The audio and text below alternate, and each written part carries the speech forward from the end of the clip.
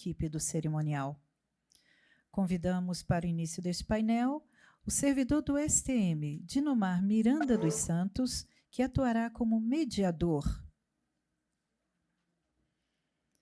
Convidamos as painelistas, Major Brigadeiro Carla Lírio Martins,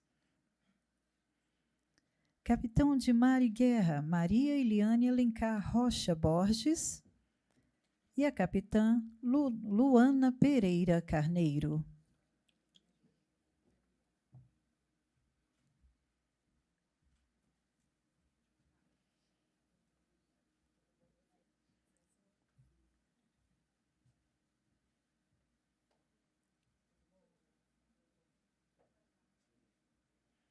Senhoras e senhores, com a palavra, o mediador do painel.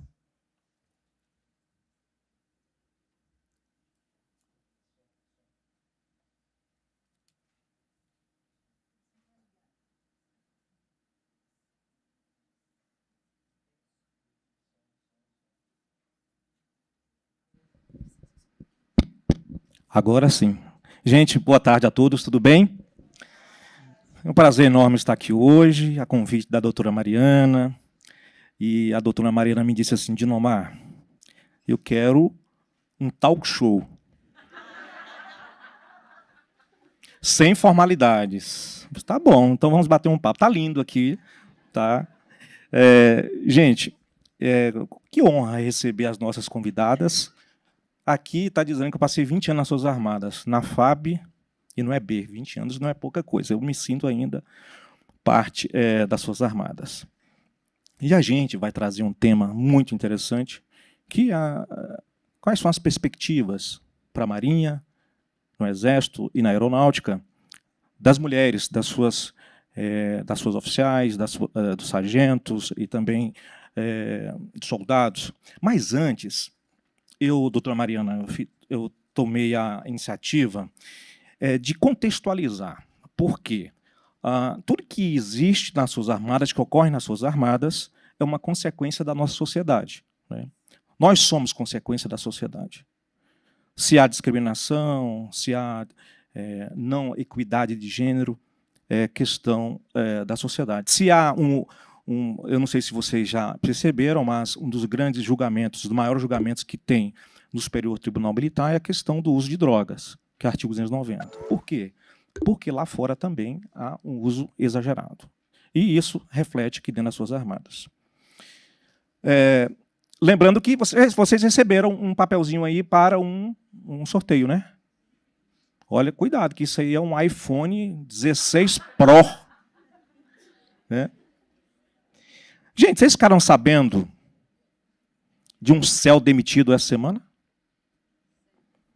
Vamos lá. Deus me livre de mulher céu. E aquelas que ocupam essa posição nas empresas não fazem melhor uso da energia feminina. E mais, essa mulher vai passar um processo de masculinização que, invariavelmente, vai colocar meu lar em quarto plano, eu em terceiro plano e os meus filhos em segundo plano. O nome dessa figura aí é Thales Gomes, criador da plataforma Sigo e sócio da G4 Educação. Ninguém conhecia esse cidadão. Mas, a partir dessa semana que ele publicou no Instagram, ficou muito conhecido. Né? E é engraçado que ele tem as mulheres como freguesas, né? Como consumidoras. Porque um dos negócios dele é o Uber da Beleza, que oferece serviço de manicure, pedicure e cabeleireiro em domicílio. Obviamente, ele renunciou ao cargo ontem, depois dessa, e quem assume um cargo é uma mulher. Estou trazendo isso para a gente contextualizar como é a sociedade nossa lá fora. Estou trazendo também para vocês pensarem. Um outro aspecto é a interseccionalidade. Vocês conhecem essa palavra? Então, imagine uma mulher em nossa sociedade. Agora, imagine essa mulher negra. Agora, a mulher negra e analfabeta. Agora, essa mesma mulher negra, analfabeta, mãe, pobre e solteira. Mulher negra, analfabeta, mãe, pobre, solteira e ex-presidiária. Quantas dores carrega essa mulher? Então, interseccionalidade é isso. É a interconexão de intersecção de vários problemas sociais de uma única pessoa. Tá? Então, o principal nome desse conceito é a Angela Davis. Não sei se vocês conhecem a Angela Davis. É uma filósofa considerada mundialmente. É ela que trouxe esse conceito. E tem um livro, suas obras principais são Mulheres, Raça e Classe, se puderem ler. Mulheres, Cultura e Política. Liberdade, Luta Constante. Eu também não gostaria de deixar passar batido qual é o papel do homem. O que eu estou fazendo aqui com vocês? Qual é o papel do homem na equidade de gênero? Os homens são importantíssimos na luta dessa equidade. Os homens têm papel fundamental no local de trabalho, como na sociedade. Eles podem lutar por essa equidade por meio da atitude e posicionamentos. Mas não é fácil. Eu falo para vocês que não é fácil. Quem é da área de comunicação sabe muito bem que nós temos 3 camadas para se comunicar com alguém. A primeira, por exemplo, eu vou fazer uma campanha de usar camisinha, por exemplo. A primeira informação é a informação chegar para ela. Ela tem tanta informação na cabeça dela, tem tanta coisa que ela está vendo, que às vezes passa batido. Essa é a primeira camada, é ela tomar conhecimento, ela tomar ciência dessa campanha. A segunda camada, ela leu e se interessar por essa informação. E a terceira, ela passa pela primeira, pela segunda e a terceira, além dela tomar conhecimento, mudar sua atitude, mudar a cultura.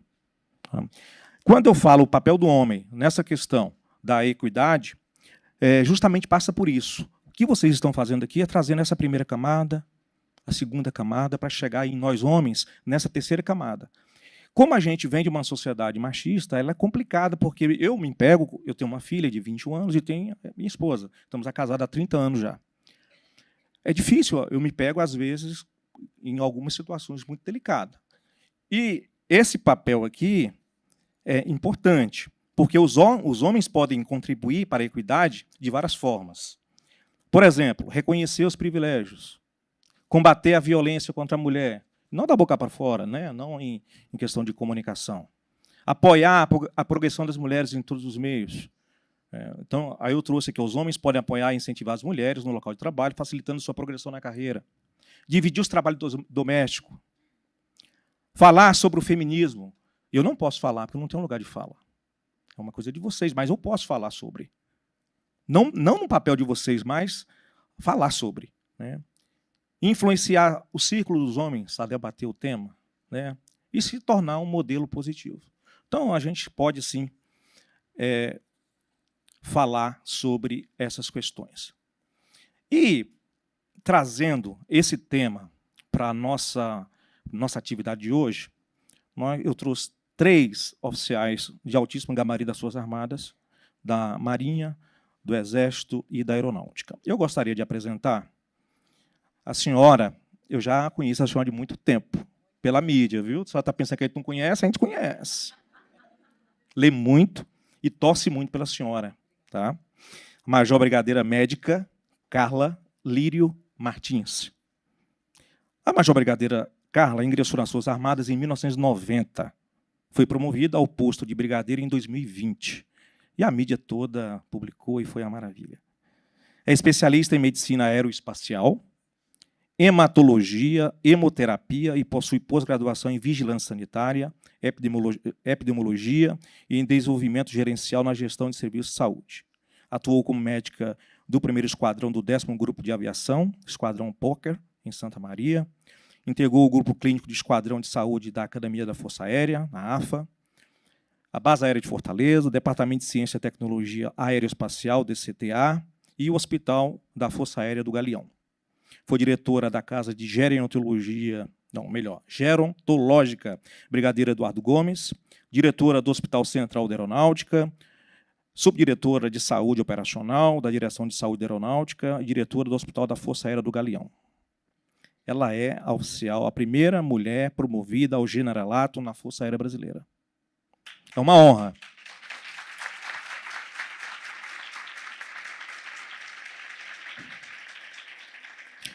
vocês estão diante da história, de fato. Também a primeira mulher a comandar uma organização militar da FAB, um quartel. E também faz parte da primeira turma mista masculina e feminina do quadro de oficiais médicos da instituição. Major Brigadeiro, é um prazer enorme receber a senhora aqui. Pode usar o microfone para a gente? Nós estamos gravando? Deixa ligado. Alô? Agora saiu. Agora saiu. Agora prontinho.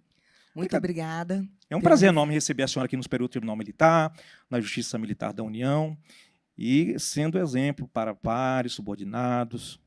Obrigado pela sua presença. Eu agradeço muito pelo convite. Doutora Mariana, parabéns, porque a senhora conseguiu reunir mulheres extraordinárias de todo esse país, o que não é fácil. Então, eu sei que foi um esforço muito exitoso. Parabéns à senhora, parabéns a toda a organização do evento. Eu me sinto especialmente honrada por participar desse momento.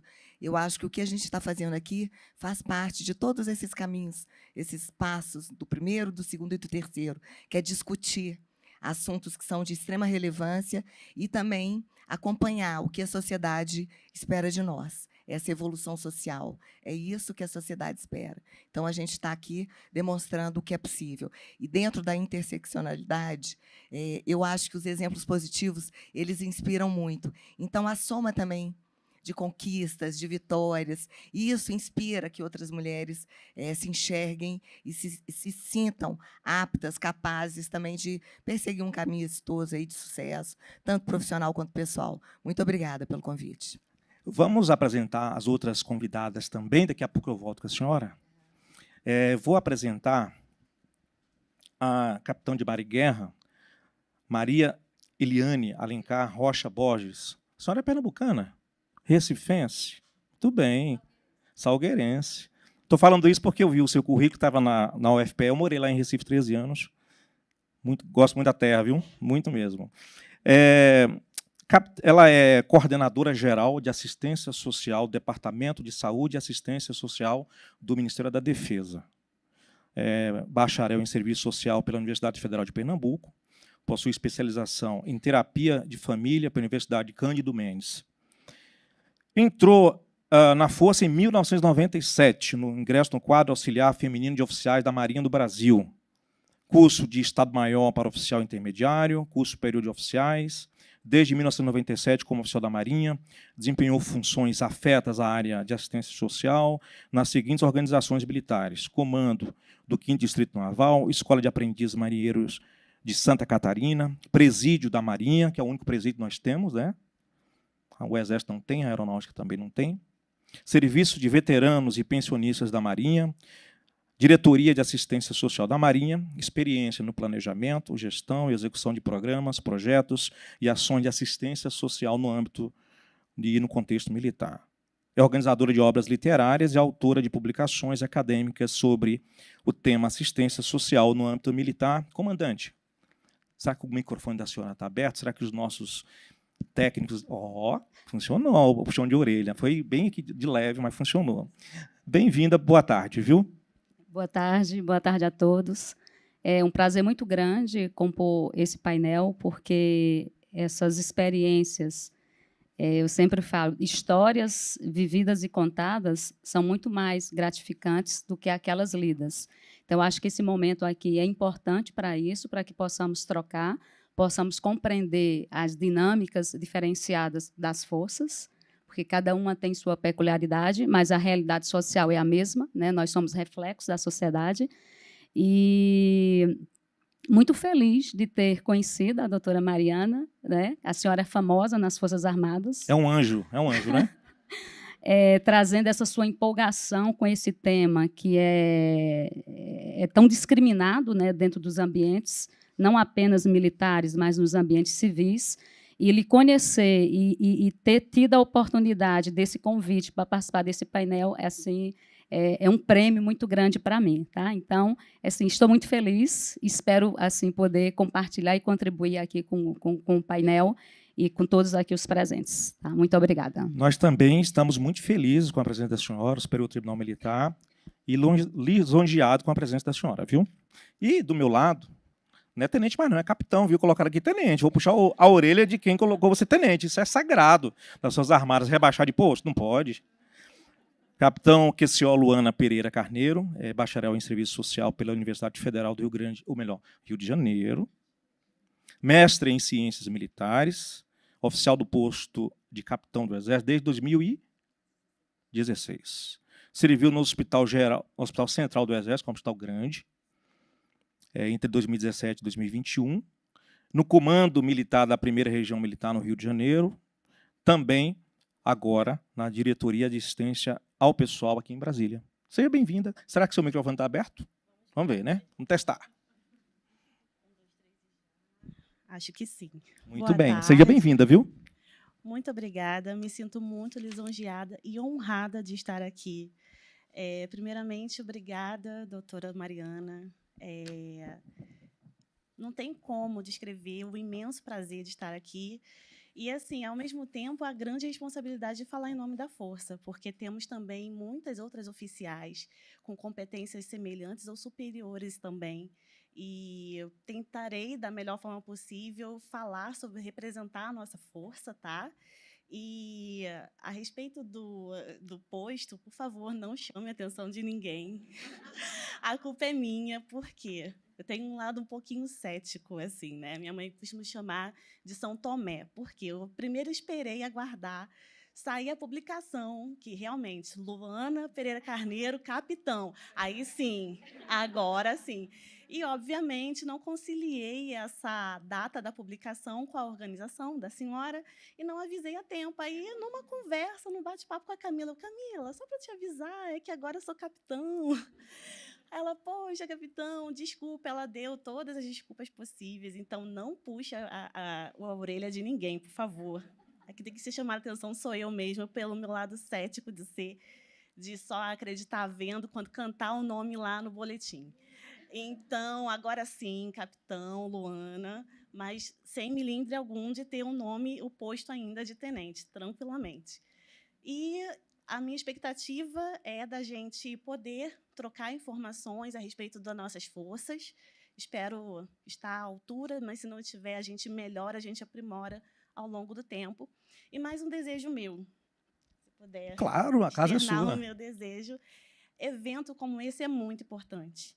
É muito importante para nós, mulheres militares, para a gente saber quem nós somos, de onde viemos, toda a nossa trajetória. Então, o meu desejo é que se mantenha, não sei, periodicamente, evento como esse, desse nível. Muito obrigada. Obrigado, viu? Vamos começar, então. O nosso painel, brigadeiro, mulheres nas suas armadas, perspectivas futuras. Mas a gente não pode falar de futuro sem falar do passado, né? Então, trajetórias, é importante a gente falar, os desafios encontrados, eu acho que foram bastantes, né? E depois a gente descortinar o horizonte para saber o que tem para as mulheres nas suas armadas daqui a 1 ano, 10, 15 anos. Eu começo com a senhora, e eu peço para a senhora contar um pouco da sua trajetória de vida e profissional, para além desse currículo que eu li ainda há pouco, né? E pergunto, o que lhe motivou a entrar nas suas armadas, especialmente na Força Aérea? Essa é uma pergunta interessante que é de curiosidade geral. Vou virar as costas para você um pouquinho, viu?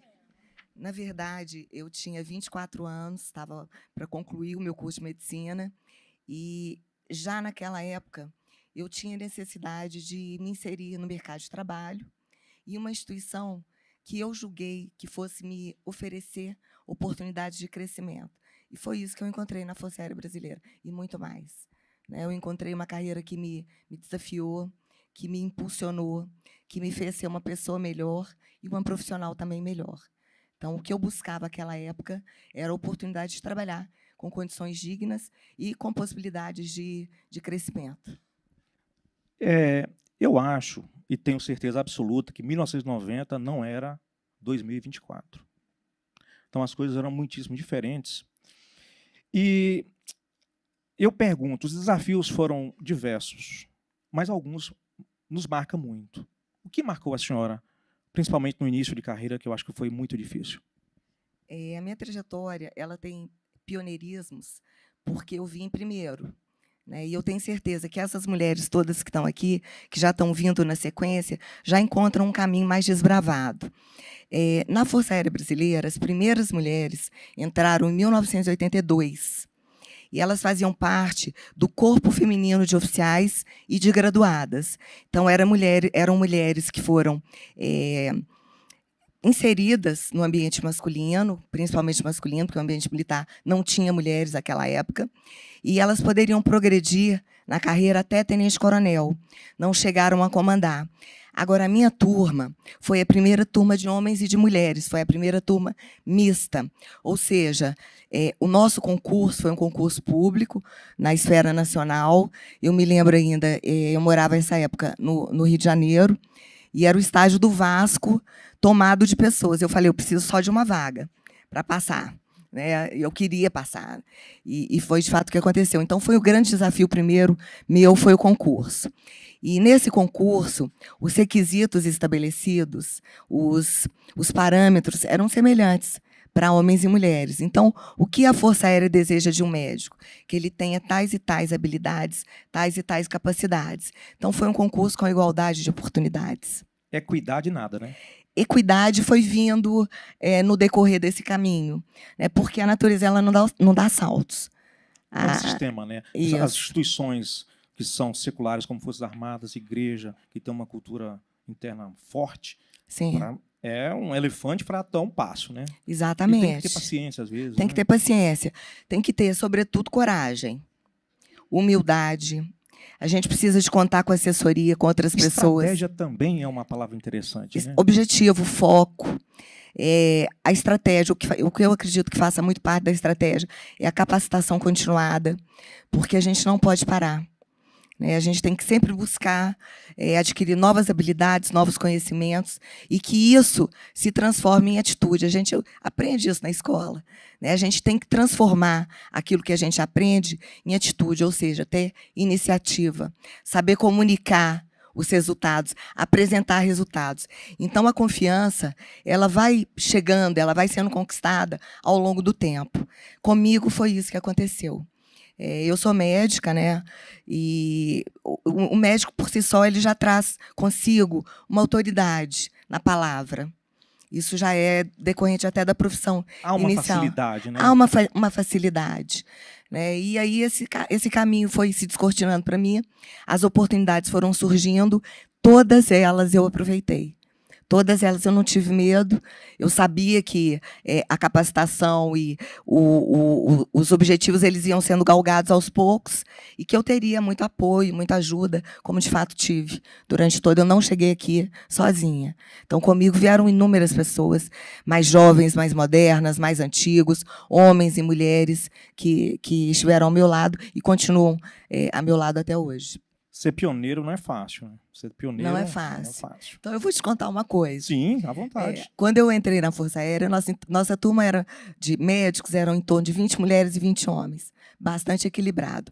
Mas a primeira unidade onde eu servia foi no 1º do 10º Grupo de Aviação, em Santa Maria, no Rio Grande do Sul. E quando eu cheguei, eu era a única mulher na base aérea. Só tinha eu na base Banheiro aérea. não tinha, né? Não tinha banheiro, não tinha banheiro. E eu fui a primeira mulher aeronavegante no Brasil, ou seja, com função a bordo. Um esquadrão de caça, de reconhecimento tático. Foi uma quebra de paradigma também. Isso foi quando? 1991. 91, tem tempo. Eu tenho 34 anos de serviço. Então, já é bastante estrada e já vivi bastante coisa na Força Aérea na vida toda, né? E foi bastante interessante porque eu fui muito bem acolhida. Eu acho que o fato de...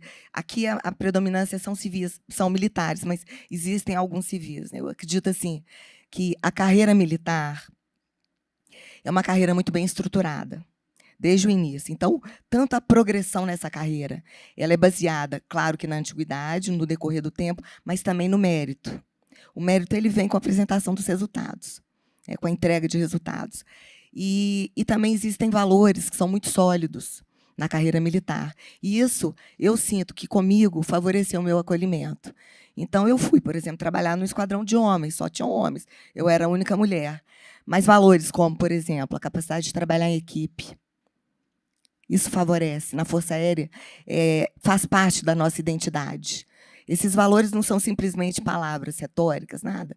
São crenças, são como uma bússola que norteia o pensamento e a ação dos outros militares. Então, o profissionalismo, o trabalho em equipe, o comprometimento, a honestidade, a integridade, além, óbvio, da hierarquia e disciplina. Então, assim, até o nosso arcabouço legal, o sistema nos protege, porque isso é importante. E aí, com a vinda de outras mulheres, vai sendo criada uma rede de apoio, outras mulheres vão chegando, e eu acho que, hoje em dia, a gente já está mais do que consolidado o nosso papel. E nós fazemos parte, e aí sim, em condições de equidade e totalmente inseridas. A gente faz parte, a gente é essencial para o cumprimento da missão institucional. Eu vou trazer para a conversa agora, depois eu volto para a senhora, a capitão de Mar e Guerra, a Maria Eliane, porque é importante a gente falar da vida da gente, de quando começou, porque todos nós temos nossos valores, nossas histórias, que são importantes, e você falou de representatividade, você está representando bem aqui as Forças Armadas, o Exército. Senão você não estaria aqui, não. Tá? Está bem, e está bem representada. Comandante, como é que foi a história da senhora que levou a ingressar nas Forças Armadas? Pressão. Pressão de quem? Do dinheiro, da família? Do meu pai. Era militar, não? Não, a minha história é muito assim, é interessante, é atípica, mas assim, eu tive... A cidade da senhora é no sertão, né? Isso. Eu sou sertão, natural da cidade de Salgueiro, Salgueiro Pernambuco. é longe, hein, gente? É longe, Recife. No sertão pernambucano. Recife fica a cerca de 540 quilômetros, né, de Salgueiro. Em Salgueiro, concluindo o primeiro grau, que para que você se prepare para fazer uma universidade, se essa for sua aspiração, você tem que ir para a capital. Então, teria que ir para Recife para estudar. Eu tive a oportunidade de ter uma família que pôde bancar os filhos estudando na capital, e assim foi feito, né? Depois eu conto algumas dificuldades, mas a pressão foi, quando eu me formei em serviço social, a minha família toda de Salgueiro foi para Recife, para a formatura, e, ao final, em uma feijoada de família, meu pai falou, amanhã, isso era um domingo, amanhã, segunda, você volta comigo para Salgueiro. Essa foi a minha maior pressão. Eu não queria mais voltar para Salgueiro. Sair da capital, voltar para o sertão, como assim, né? Não, e assim, a nossa vida vai se construindo com o nosso conhecimento. Então, para mim, a minha vida já era em Recife, meus amigos, a possibilidade de trabalho. Se eu quisesse pensar no mestrado, era Recife, não era Salgueiro, né? Não tinha qualquer condições. E aí ele me colocou contra a parede, meu pai. Volta comigo ou fica aqui por sua conta. Eu fiquei por minha conta, então eu tinha que arrumar um emprego. Obviamente que não foi assim de tudo, né? Eu morava com meu irmão, então eu tinha teto. Não, tinha uma rede de apoio. Tinha uma né? rede de apoio, mas financeiramente eu precisava ainda do apoio do meu pai. Então, perdi, e aí eu tinha que buscar alguma coisa. Então, virei concurseira. Virei concurseira e me apareceram 2 possibilidades de concursos para o serviço social. Então, eu prestei concurso para a Marinha e prestei concurso para a Força Aérea. Fui aprovada em ambos os processos seletivos e tinha que fazer uma escolha. Ficar em Recife, na Força Aérea, porque a vaga seria para lá, ou fazer o concurso, ou assumir o concurso da Marinha, sem saber, ao final da formatura, para onde servir. Tomei uma decisão bem de forma muito categórica, FAB era temporário. Eu precisava de estabilidade, então a Marinha foi a minha, digamos assim, a opção concreta para que resolvesse os meus problemas. A questão é que eu não sabia nadar. Só isso, né? Só isso. Não sabia nadar. E não podia investir numa natação sem saber como é que ia ser o processo seletivo, porque o processo seletivo, da minha época, ele durava cerca de 10 meses. Da inscrição, a prova de conhecimentos profissionais, redação, depois o teste físico, teste médico. Meu Deus, eu morri de ansiedade nesse trem.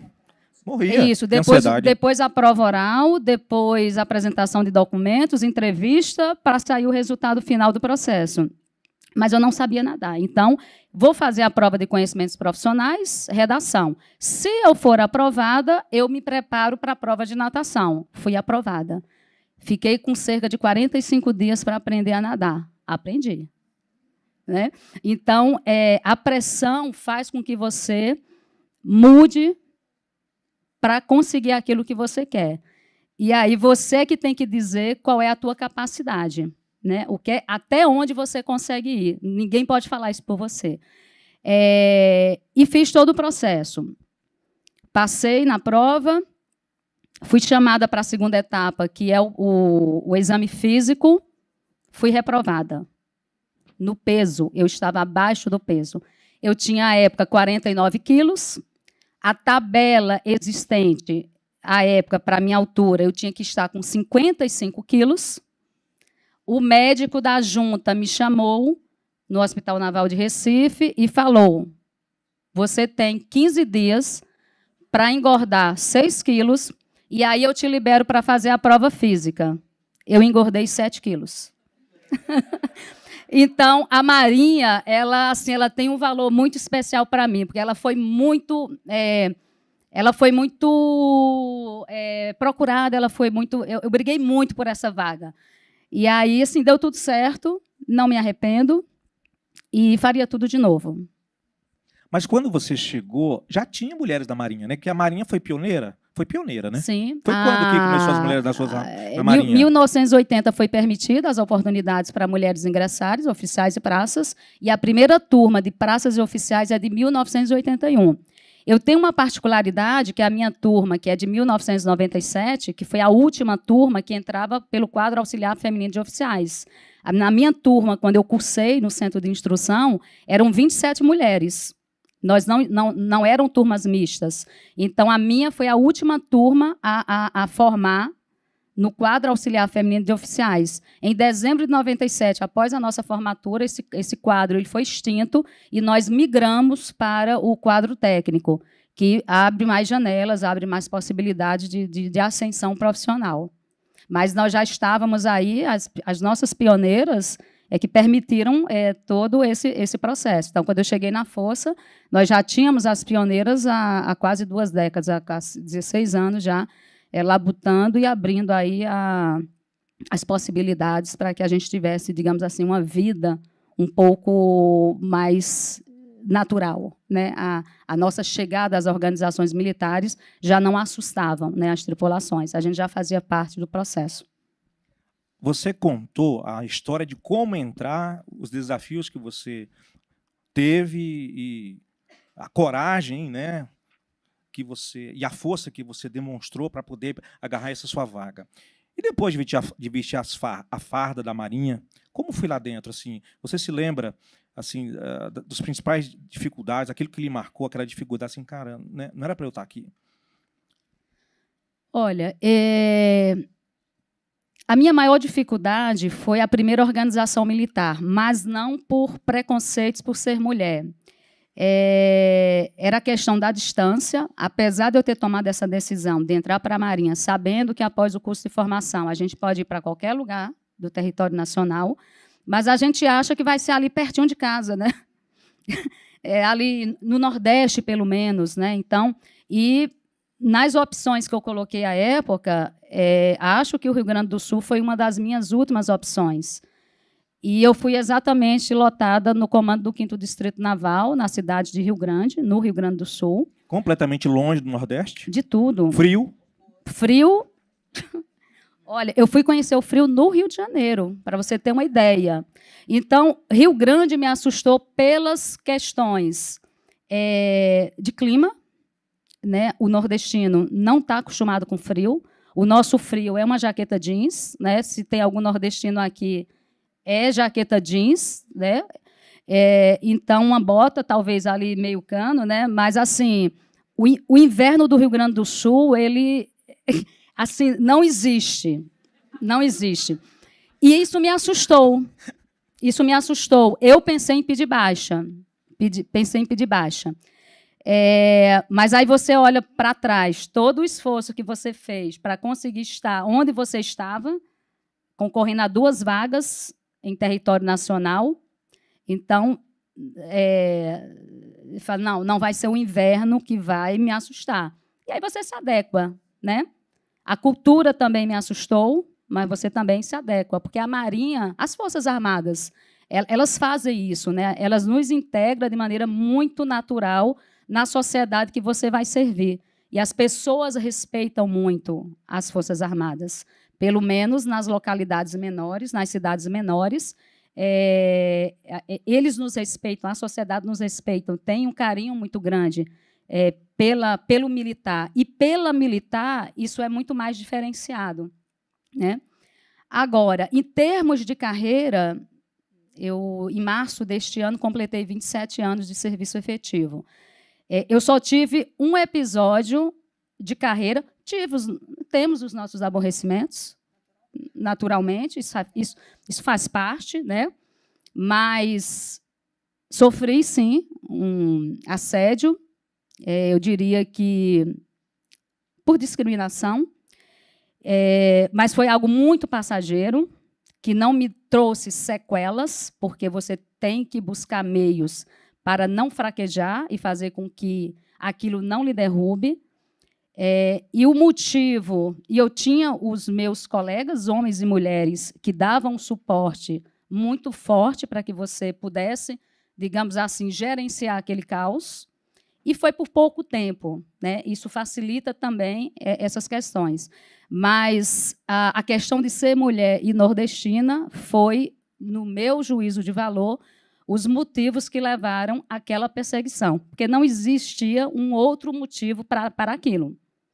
Então, a questão do nordestino, do sotaque, ser mulher, isso fez com que aquela pessoa, que era o meu chefe, transformasse, por um tempo curto, a minha vida de maneira muito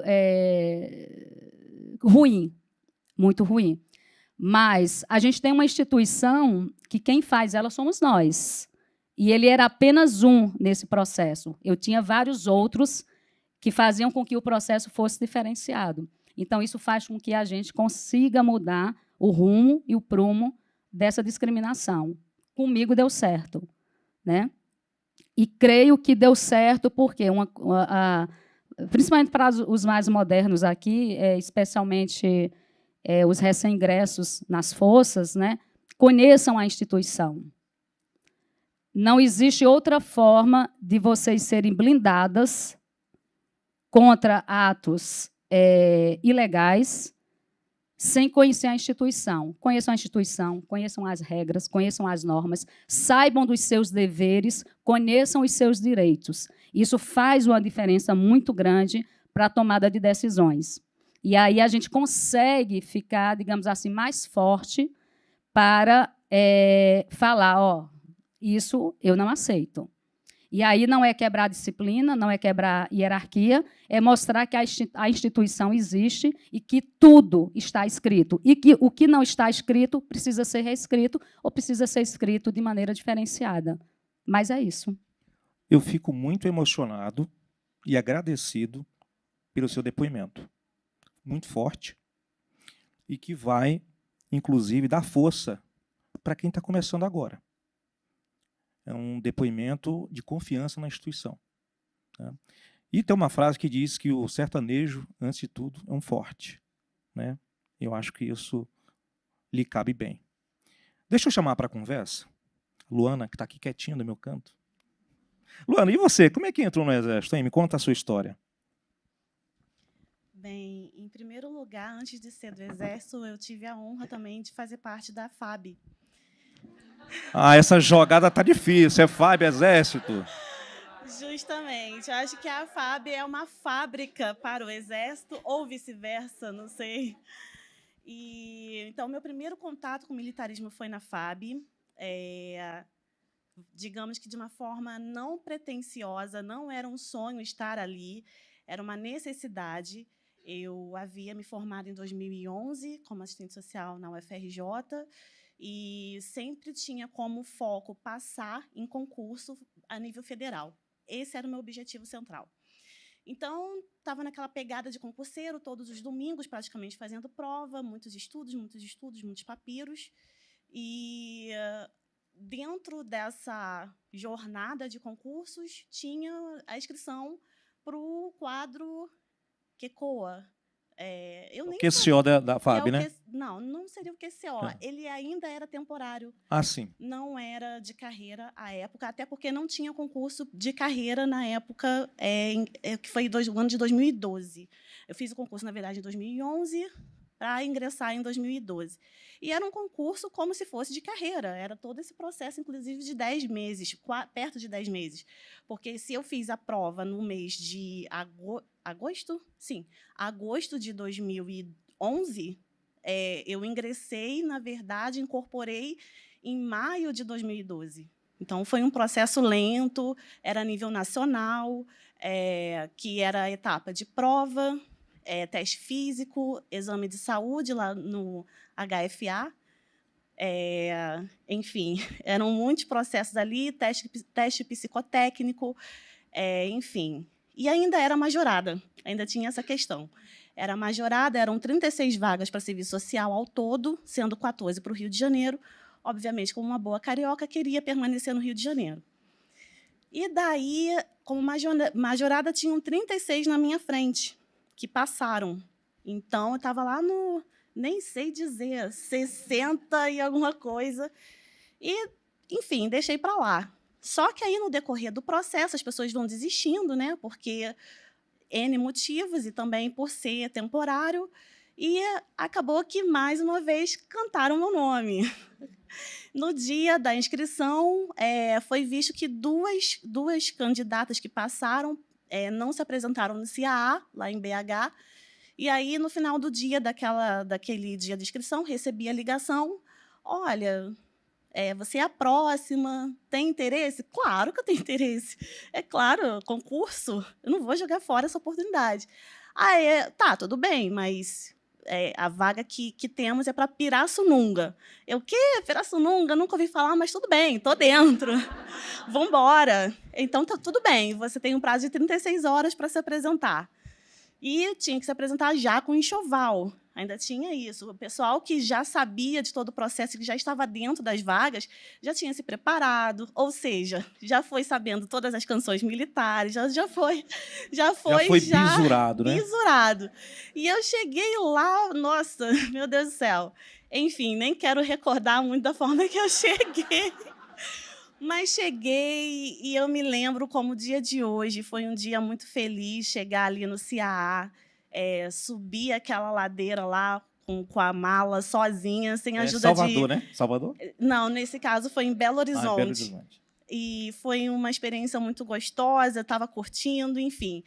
Mas no treinamento, né, que são de 4 meses, no treinamento é que você vê, cara, o que eu estou fazendo aqui? Eu não estudei para isso, eu sou assistente social e a primeira vez que eu tive, inclusive, contato com armamento foi péssimo. Eu chorei muito, muito. Porque eu falei, gente, eu sou assistente social, eu não quero matar ninguém, eu não quero atingir ninguém, eu só quero ser assistente social. Porque havia em mim uma ideia de que eu seria assistente social da Força Aérea Brasileira. Que eu iria só ali fazer aquele curso de formação para ter uma ideia de como que é ser militar, mas eu seria apenas assistente social dali da Força, sentadinha no ar-condicionado, fazendo meu atendimento. E aí, o curso de formação me mostrou tantas coisas que, realmente, eu ligava para minha mãe, no caso, chorando. Meu Deus, eu não quero isso aqui. E daí a minha mãe falou, olha, se você quiser, tudo bem, eu vou aí te buscar. Aí eu, porra... Não, né? Não. Não é isso, eu tô chorando, mas não tô, né? Não. Vamos lá, vamos secar as lágrimas, está tudo certo. Vou respirar fundo e vamos embora. E foi muito interessante que aí alguns amigos acabam se aproximando e dando aquela força. No final das contas, teve a formatura, etc. Fui realmente designada para Pirassununga, uma cidade que eu não conhecia, uma cidade que, à época, era 100 mil habitantes. Nunca saí do Rio de Janeiro. Foi uma novidade para mim, uma nova cidade, com novos costumes, interior de São Paulo, diferente de costume de cidade grande. Tive as minhas dificuldades para me adaptar àquela situação, porém, assim, bem no finalzinho da jornada que você fala, poxa, bem que aqui é legal. Mas, enfim, segui com o meu objetivo, né, porque a questão do temporário é que, pelo menos na minha ideia, né, eu me sentia... eu estava militar, mas não me sentia... Eu sou militar. Tinha uma pressão do tempo, né? Tinha pressão do tempo e eu pensava, eu estou militar, não sou militar. E, para mim, não me trazia muitos incômodos, né? Não me senti pertencente à força, né? Esse era o meu sentimento, deixo bem claro. Uma sensação de não pertencimento. De não pertencimento por conta da situação de temporário. Porque eu pensava, nossa, eu estou aqui temporariamente, depois tudo isso vai passar, a força vai estar com outro quadro de temporários e eu passei. Mas, no decorrer do tempo, deu para executar trabalhos bacanas naquele lugar, na Academia da Força Aérea. Tive boas experiências ali, mas aproveitei bastante, por ser interior de São Paulo, outros costumes, aproveitei para estudar. Então, o estudo era a minha rotina, né? Estudar, estudar, estudar até passar. Só que, mais uma vez, sem foco, a minha ideia era essa, sempre foi passar em concurso a nível federal. Então, foi acontecendo aí uma sequência de provas, até que caiu aí a prova, o concurso QCO. E levei como mais um concurso. Não era é o meu sonho, é isso aqui, é tudo ou racha, não. Eu levei como mais um, mas sempre levando com muita seriedade os estudos, até porque o concurso do QCO ele exige algumas outras níveis de conhecimentos que não eram muito afetos às outras provas de concursos, como, por exemplo, geografia, história, língua estrangeira, além do português e conhecimento específico. Então, me demandou um pouco de estudo de outras coisas que eu estudei lá no vestibular, lá em 2005. Então, em 2015, há 10 anos, eu tinha que retomar os estudos de História e Geografia e não estava tão confiante de que iria passar, mas levei como um desafio. E aconteceu, graças a Deus, eu passar. Só que eu não estudei muito. Mais uma vez, né, no meu lado cético, eu falei, vou fazer a prova, mas nem sei em que buraco eu estou me metendo. E, mais uma vez, eu descobri que ali, aquela primeira turma de 2016, o concurso foi em 2015, em 2016 foi a primeira turma o primeiro concurso que foi aberto para a área do serviço social, que foi as chamadas novas áreas, que foram serviço social, fisioterapia, terapia ocupacional, nutrição e fonoaudiologia. Foram 5 áreas novas. E eu não tinha... Então, desses oficiais que entraram nessa turma, não tínhamos, então, referência anterior dos mais antigos dentro da área. Então, a expertise, na verdade, a gente ainda, até hoje, está pegando no caminho. Então, faço parte da primeira turma de assistente social da Força Terrestre, com muito orgulho, mas muitos desafios também. Isso demanda de nós muita cobrança. É um orgulho estar aqui, mas não é fácil estar aqui. Não é fácil no sentido de ser primeiro, de não ter referências anteriores, de ter que... a questão da modernidade também conta bastante. A força, o Exército, ele prestigia muito a questão do conhecimento institucional. Então, para nós, de primeira turma, da primeira embarcação, a gente tem um grande desafio ainda pela frente, que eu estou super disposta, inclusive, a aceitar esse desafio, porque eu gosto de desafios. E, particularmente, para mim, tem sido uma realização pessoal e profissional muito proveitosa, muito gostosa de se viver. Tenho muito orgulho, não faria tudo de novo, mesmo sem saber antes em que buraco eu estava me metendo, em que lugar é esse que eu estou ocupando, mas é uma honra Luana, honra demais. Deixa eu perguntar para você. Você entrou em 2011 na Força Aérea, né? Sim. 2011. Correto. Há uma diferença de quase 20 anos para quando a brigadeiro entrou, 90, e ela 97. Você percebe alguma diferença em termos culturais, de recepção da mulher dentro dessas forças? Eu sei que cada uma tem uma cultura diferente, e tal, mas você percebe alguma evolução? A nível de Força Aérea, como eu era considerada também do quadro da saúde, para onde eu fui, embora fosse uma academia da Força Aérea, que majoritariamente eram homens, né, composto por homens, mas tinha o pessoal do magistério, que também tem, por sua maioria, mulheres. Então, a OM onde eu estava tinha um certo, não uma questão de equilíbrio, não é bem a palavra equilíbrio, mas tinha uma certa representatividade feminina naquela OM.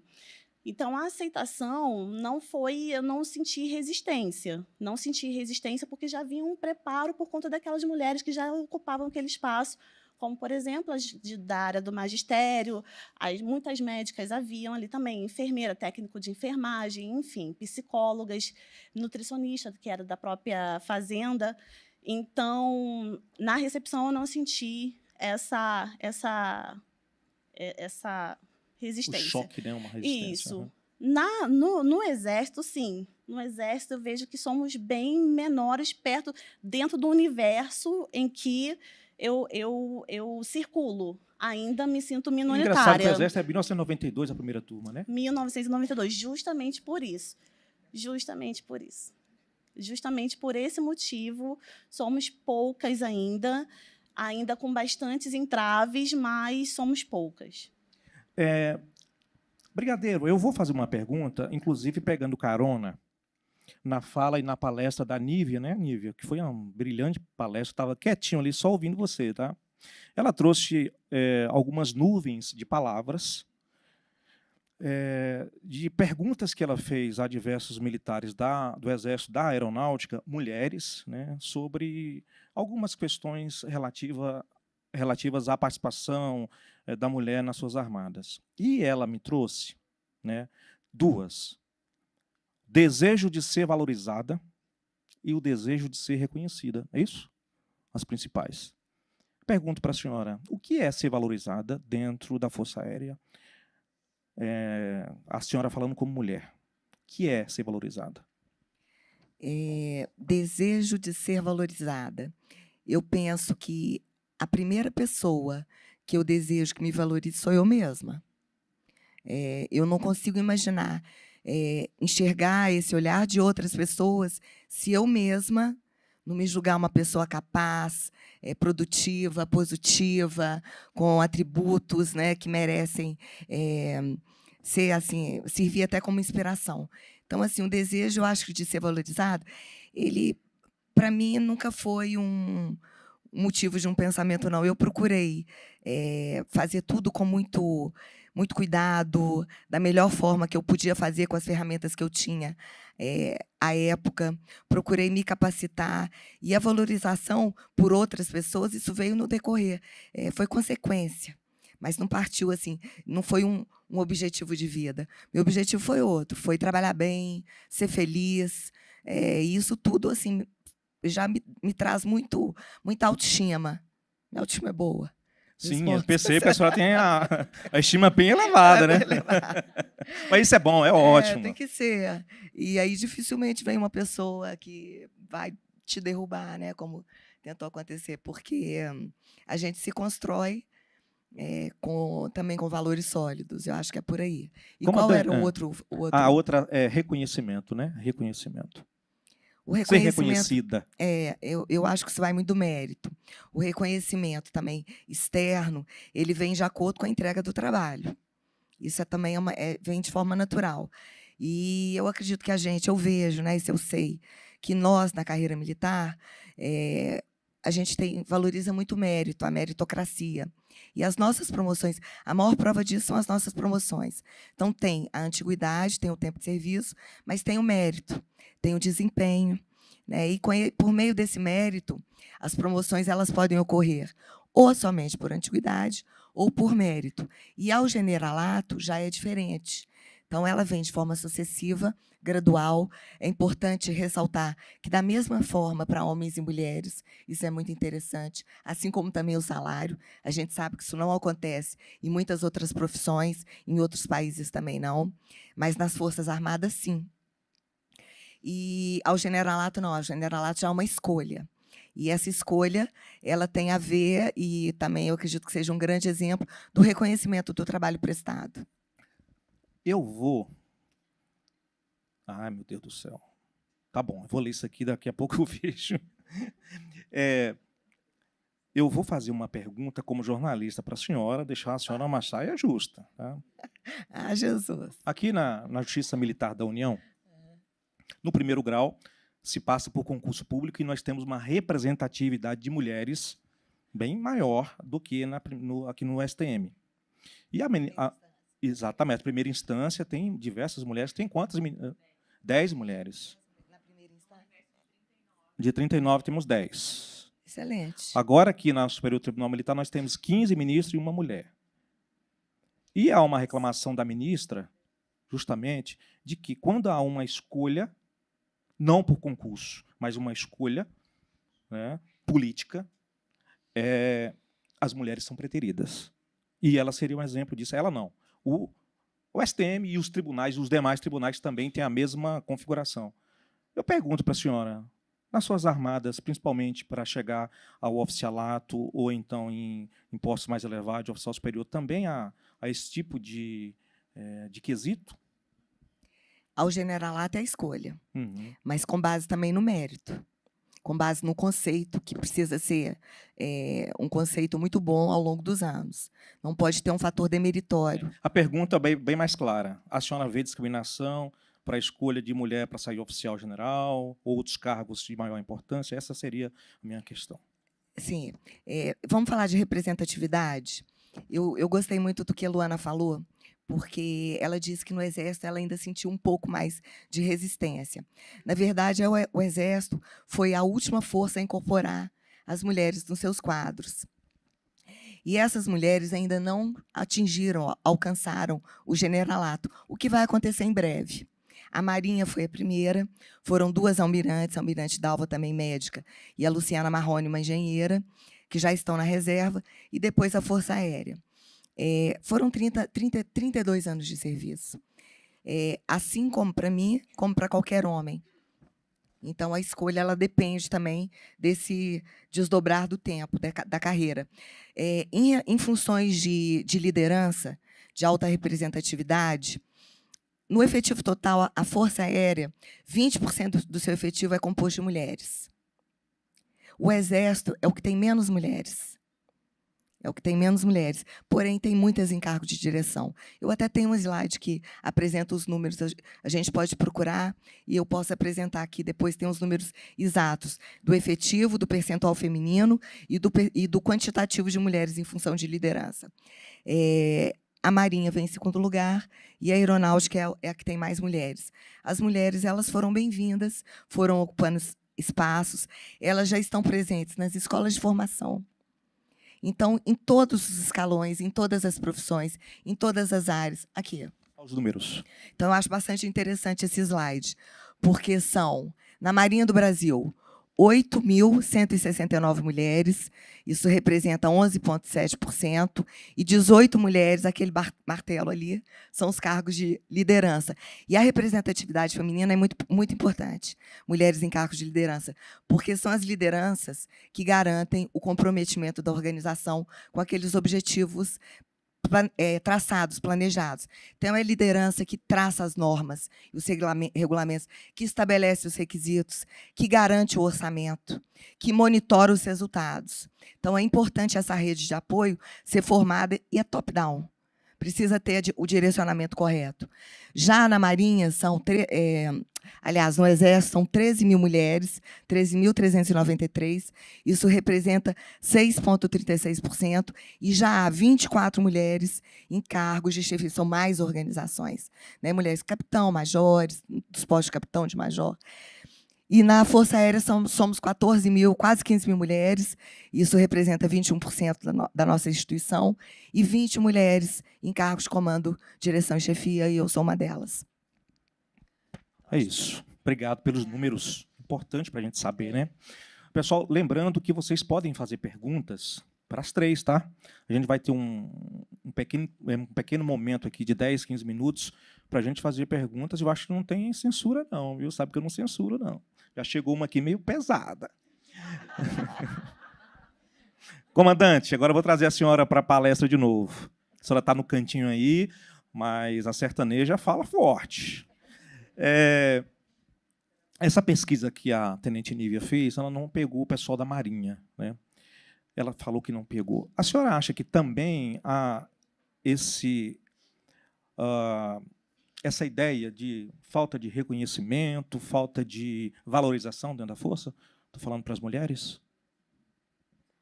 O que existe é assim, a instituição ela é machista, porque existe um quantitativo muito grande de homens que ainda pensam diferente em relação à presença feminina na força.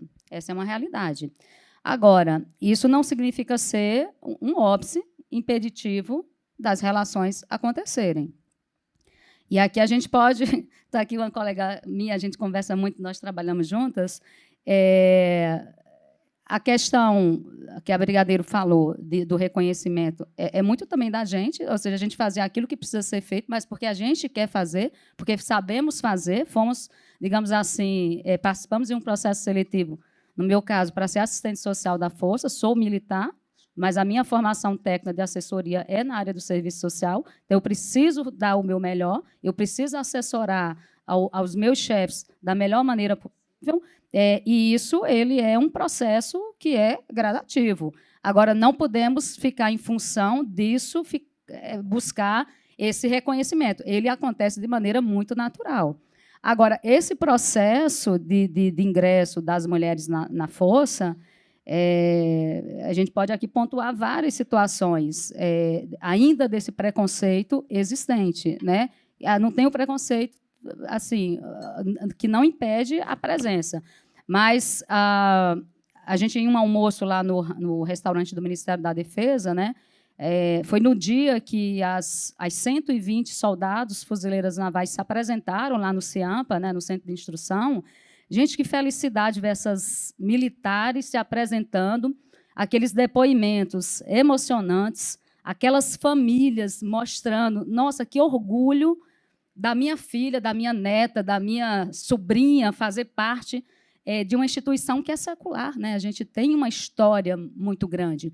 E romper essa cultura não é fácil, né? O que são 44 anos? Em 216 anos, 1808, 2024, 2015, 216 anos, né? O que são 4 décadas em 2 séculos?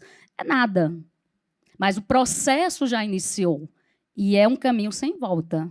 Isso, né, Brigadeiro? Caminho sem volta. A senhora está aí 3 estrelas, não é? Então, é um caminho que a roda ela está girando para frente. Às vezes temos uns recuos, mas estamos avançando. Esses dados que a senhora apresentou, eu cheguei a pegar pelo Ministério da Defesa, os dados do Ministério da Defesa, a gente usou fontes distintas, mas eu peguei apenas da curva da Marinha. A nossa curva ela é crescente, é pequena. De número de mulheres entrando, eu peguei 2015 até abril de 2024. A nossa curva de ingresso feminino de mulheres na Força, na Marinha, ela está crescendo. Só tivemos um ano que teve um decréscimo, mas não pesquisei o motivo. Mas a instituição ela precisa ser rompida, alguns paradigmas precisam ser quebrados, mas não podemos ter pressa.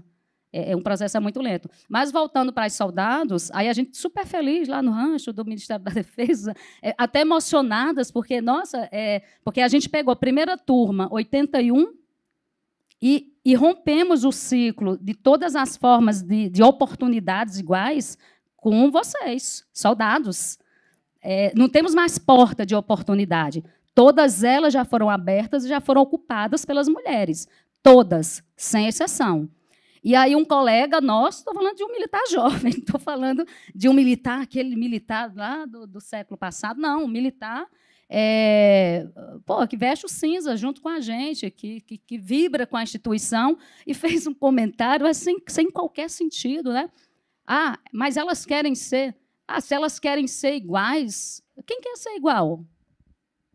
Nós não somos iguais, nós somos diferentes, né? Temos corpos diferentes, hormônios diferentes. O que a gente quer é oportunidades iguais. E a instituição, ao permitir essas oportunidades, precisa, sim, dar meios para que essas oportunidades elas possam ser cumpridas. Então, é muito diferente. E aí ele veio com a questão, não foi, Jaque? Questão do cabelo, por que elas não rasparam o cabelo? Raspa cabelo para quê? E de mulher também. E de, Pra quê, não, né? nem de homem mais. Né? Aqui nós temos uma norma, né, comandante? Temos uma norma de apresentação pessoal da Marinha, não tem mais cabelo raspado, nem pode. É contravenção disciplinar. Então, por que eu vou raspar o cabelo da soldado? Entendeu? E estou falando 44 anos depois que possibilitou a entrada da mulher na força. Então, essa cultura ela precisa ser rompida, mas não podemos ter pressa. É um reflexo da sociedade. Sim, sim. Nós somos o reflexo, né? A sociedade está aí, todos os problemas, as mazelas, o machismo que existe. Eu tenho machismo na minha família. Né? Meu pai mesmo, voltando para a minha origem, somos em 6 irmãos, 4 homens e 2 mulheres. Como eu falei, para fazer uma faculdade tinha que estudar em Recife. Os meus primeiros 3 irmãos são os mais velhos. Seguido da minha irmã, os 3 foram estudar em Recife. Quando chegou a vez da minha irmã, eu era a que se seguia. Meu pai disse que ela não ia. E quem comprou a briga foi minha mãe. Se minhas filhas não puderem ter as mesmas oportunidades, voltam os 3 para Salgueiro. Mas ela tinha poder de voz, porque ela também contribuía com a renda familiar. Não sei se esse foi um fator, digamos assim, que contribuiu para que a decisão dela fosse acatada. Mas, nos nossos lares, nós temos a cultura de preconceitos. E a instituição é o reflexo da sociedade. Então, mas quem faz a instituição somos nós. Então, os líderes, que estamos aqui, quem é encarregado de seção, encarregado de divisão, chefe de departamento, quem é gestor, vamos exercer a liderança enquanto instituição, vamos mudar esse pensamento, porque esse caminho já é sem volta. Eu não consigo conceber mais a interrupção do acesso da mulher nas Forças Armadas. Não tem mais como, né? É um caminho sem volta. Então, vamos fazer com que vamos buscar promover informações para dentro dos quartéis, né? O que estava conversando com o comandante aqui, né? Precisamos preparar as unidades militares que vão receber as mulheres, porque é tudo novo. O que é novo assusta. Então, a gente precisa provocar esse processo, mas não podemos ter pressa, porque as coisas, as mudanças, elas são lentas, não podem ser abruptas. Mas essa questão de fazer com que sejamos reconhecidas pela instituição é um processo muito natural. Eu não vejo como sendo diferente disso.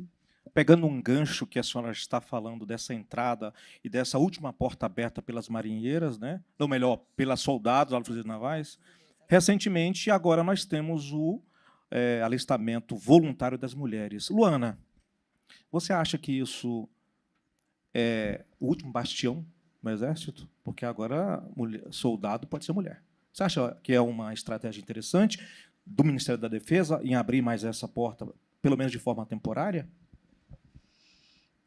Bem, dentro da força há uma divisão de opinião a respeito do assunto, porém é inevitável. Independente do pensamento, se é contra, se é a favor, é inevitável que recebamos, então, as próximas soldados.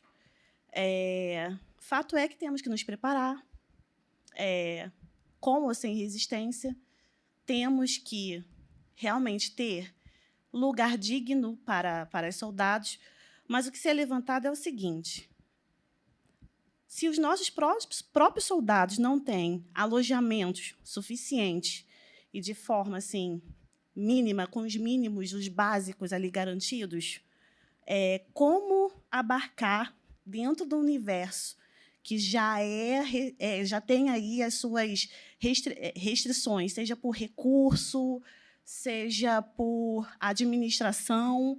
Como, então, abarcar esse novo segmento com diferentes modos, costumes, mas a força, independente do seu lado, contra, a favor, etc., isso não vem ao caso no momento.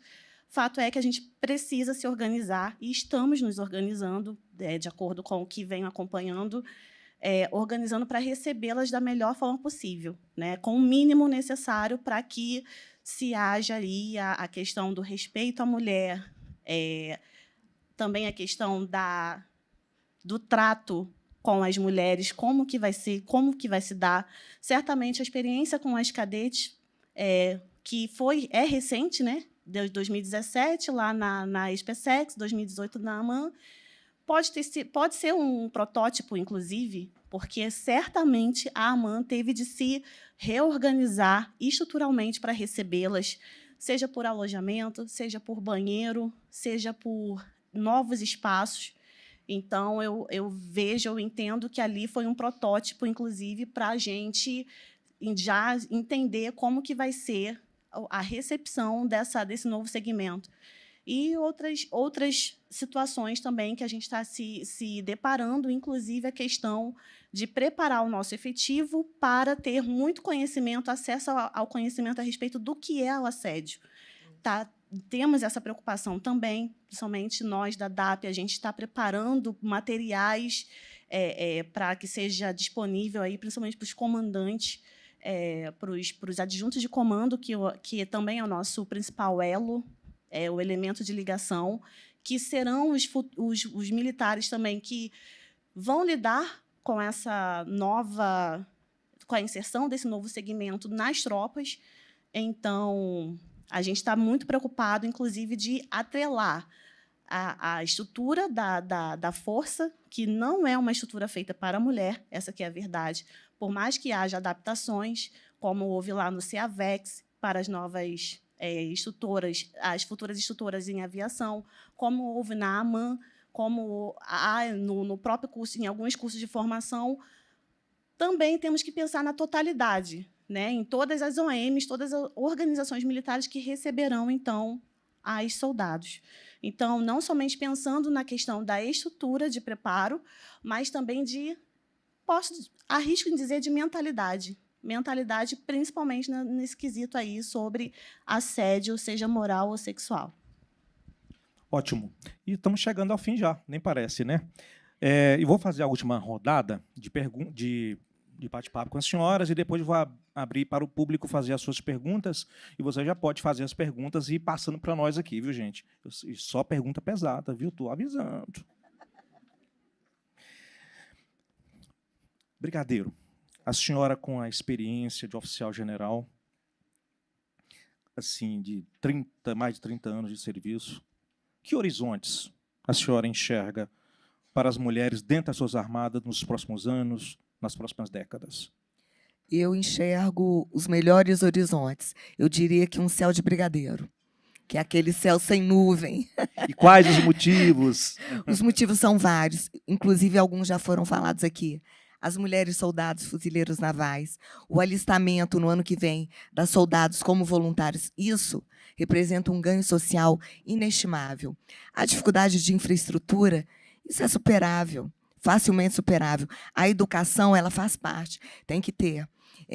Mas assim, vai abranger principalmente uma classe social de maior situação de vulnerabilidade, vai oferecer oportunidade de um emprego digno, de um salário razoável, de uma assistência de saúde odontológica, de moradia, de alimentação para mulheres, inclusive de comunidades. É só a gente pensar no Rio de Janeiro, que a gente tem um quantitativo grande de soldados. A maioria vem de onde? Das comunidades. E aí existem os projetos Soldado Cidadão. Então, esses rapazes, esses jovens rapazes, adquirem o quê? A possibilidade de ter uma profissão, por exemplo.